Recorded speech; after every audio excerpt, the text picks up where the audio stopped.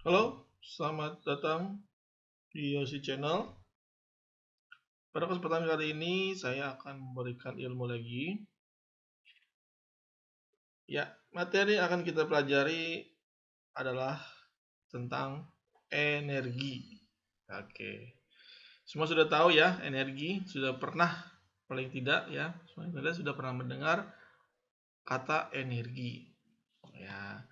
Kita akan bahas mengenai energi ini dengan cara tanya jawab ya. Oke. Berikutnya, apa itu energi? Oke, banyak yang tahu kata energi, tapi artinya apa ya? Oke, saya kasih tahu. Artinya adalah ini dia.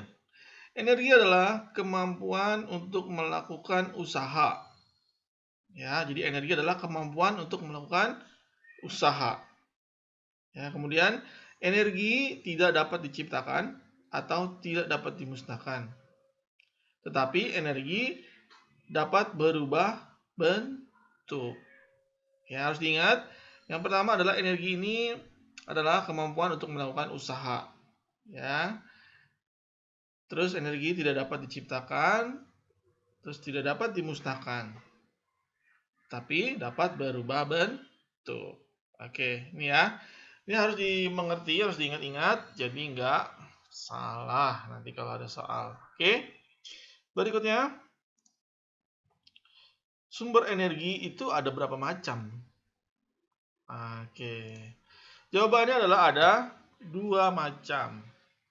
Yang pertama adalah sumber energi yang tidak dapat diperbarui, dan yang kedua adalah sumber energi yang tidak dapat diperbarui. Oke, tahu ya. Jadi yang tidak dapat diperbarui dan dapat diperbarui. Paham ya sampai sini ya? Berikutnya, apa apa contoh sumber energi yang tidak dapat diperbarui? Nah, ingat-ingat nih, kata dasarnya adalah baru. Baru itu artinya sesuatu yang muncul lagi gitu ya, ada yang muncul lagi baru gitu. Jadi yang tidak dapat diperbarui tidak dapat dimunculkan lagi. Seperti itu ya. Seperti sepeda baru, berarti sepedanya baru lagi kan, yang lama ada, kalau ada lagi yang baru gitu ya. Berikutnya contohnya nih ya. Contohnya adalah ini apa namanya? Iya betul. Itu adalah batu bara ya. Lalu berikutnya apa? Iya, betul. Gas bumi. Ya. Berikutnya apa lagi? Ya, minyak bumi. Betul. Ya. Sumber energi ini, ya. Sumber energi ini akan habis jika dipakai secara terus-menerus. Ya, makanya kita harus bijaksana dalam menggunakan energi yang tidak dapat diperbarui, ya. Karena dia ini berasalnya dari apa? Tahu nggak? Ya, berasalnya adalah dari fosil, ya, yang sudah terpendam lama, ya. Ini akan menghasilkan ini, ya. Tapi munculnya kapan lagi? Nanti ratusan tahun lagi baru bisa ada lagi. Jadi lama sekali, gitu ya. Tidak dapat diperbarui dalam waktu singkat. Setahun 2 tahun tidak bisa muncul. Mungkin ratusan tahun lagi baru bisa ada lagi, gitu ya. Keburu meninggal jadinya. Ya. Oke, berikutnya ya. Berikutnya adalah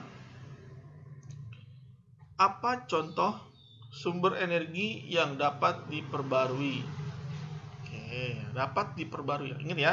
Tadi kalau tidak dapat diperbarui itu tidak dapat dimunculkan lagi. Tapi kalau dapat diperbarui artinya dapat dimunculkan lagi. Ya. Jadi kayak contohnya adalah seperti, nah ini dia ya, energi yang didapat dari matahari. Kalau sudah habis nanti bisa diperbarui lagi. Ya, karena matahari setiap hari muncul. Lalu yang dapat dari, ya, angin, ya. Energi yang kita dapat dari angin. Jadi angin itu bisa menggerakkan baling-baling. Baling-baling nanti akan menghasilkan listrik. Ya, kalau listriknya habis, balik-baliknya nanti besok muter lagi, menghasilkan listrik lagi, ya. Jadi dapat muncul lagi energinya. Berikutnya dari air. Ya, ini juga sama sistemnya seperti angin, dia menggerakkan, ya. Jadi air menggerakkan turbin, ya. Turbinnya bergerak, generatornya bergerak, akan menghasilkan listrik. Yang berikutnya adalah ya makanan. Ya. Setiap manusia, ya, dan juga hewan memerlukan makanan, ya. Energi itu nggak hanya menghasilkan listrik aja kan, ada juga yang menghasilkan makanan dan energi untuk manusia bergerak, seperti itu, ya. Oke, bisa dipahami ya.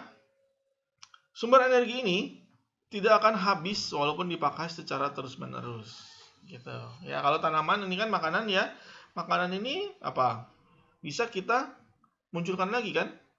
Kita tanam, dia akan bertambah banyak, gitu. Kalau hewan kita ternak misalkan, dia akan bertambah banyak juga, ya. Tidak akan habis kalau kita pelihara, seperti itu ya. Oke, berikutnya energi ada apa saja? Oke, yang pertama ada energi panas. Ada yang kedua adalah energi bunyi. Yang ketiga energi listrik. Yang keempat energi kimia. Yang kelima energi cahaya. Yang keenam energi gerak, ya. Jadi itu adalah contoh dari energi, gitu ya. Masih ada beberapa, jadi itu hanya contoh saja. Oke, berikutnya. Apa contohnya energi dapat berubah bentuk? Apa contohnya energi dapat berubah bentuk? Oke, contohnya seperti ini.